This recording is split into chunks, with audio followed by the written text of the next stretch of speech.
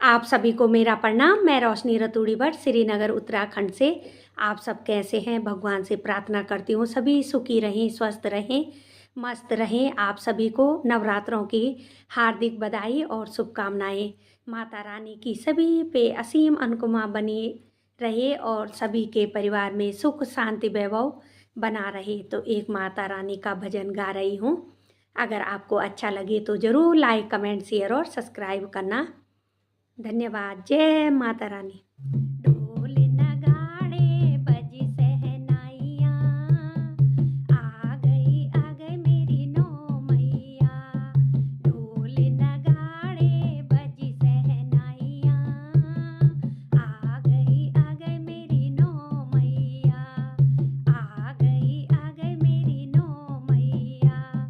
पहली मैया मेरी जम्मू से आई, जम्मू से आई मैया कटरा से